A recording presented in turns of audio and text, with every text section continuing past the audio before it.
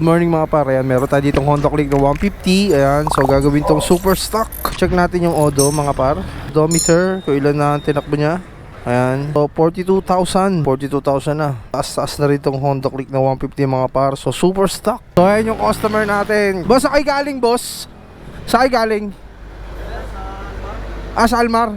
Taga Almar lang pala to mga par. Ayan, super stock Honda Click mga par, Honda Click 150. Let's go. So asikaso na yan, kinakalas na ni Christian. So kakapi muna tayo mga par. Let's go. Bali nakalas na natin yung Honda Click na makina. Ayan, so kung makikita nyo may problema, diba? Thread ng sa may magneto. So nahirapan kami bunutin yan. Tapos ito na yung laman loob ng makina ng Honda Click. Ayan, si Christian, si Bumpy, si Cutie Boy. Ayan, si Cutie Boy mga par. So si Cutie Boy, ano, naka-shades na yun, para si Daniel. Tapos dito, schedule din is 195cc mga par, Aerox. Ayan, kung makikita nyo, binabaklas yan ni Christian mga par. So ito, super stock. So second hand daw ito nabili mga par. So kung makikita nyo, ayan o.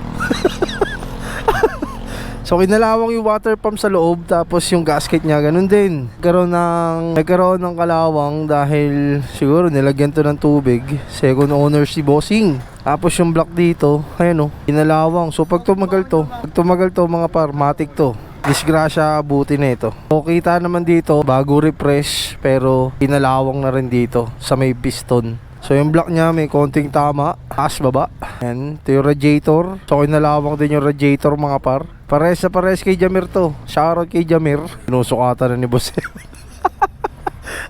Pati ba naman yung radiator sinukatan.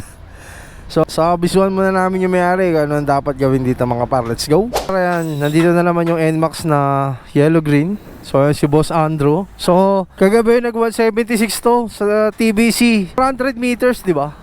400 meters, 176, diba? Ayun yung may-ari si Boss Andrew mga par. No, kinakananan ni Jason. Dito sa kaliwa ko naman ay super stock. Rekta super stock mga par ng Honda Click 150. So umuulan na naman. Ayun na naman ang ulan. So urong tayo dun mga par. I-degree na lang yun ni Boss Eman. Let's go. So 175cc sa change of plan. Hindi na super stock mga par. So pinalitan natin ng block na 62. Tapos, syempre, nagpalit na rin tayo ng internals na head. So, hindi pa naka-head si Bossing. So, pwede siya magpalit ng head kung gusto niyang magpalit. At syempre, kailangan din magpalit ng throttle body kung gusto niya rin magpalit at mag-upgrade. So, 175cc. So, kinakabit pa lang ni Christian yung pipe. So, ayan si Bossing galing ng Almar. So, test pair tayo ng Honda Click 150 na 175cc mga par. Let's go. Fire! So ayan, kung maririnig nyo mga pare, tahimik na tahimik yan. Ayan o, kung wala kayong maririnig na ingay dyan. So syempre, break in pa yan mga par. Ayan o. Ayan. So break in pa to mga par. Honda Click. So ang kinabit natin dito na block is pitch bike. Tapos pitch bike na internals na cam and valve spring and injector mga par. Syempre nagpalit na rin tayo ng valve seal. So all good sa to mga par na Honda Click 175cc. So yun lang, maraming salamat sa lahat na sumusuporta sa Jag. At syempre lagi kayong mag-iingat. Peace out.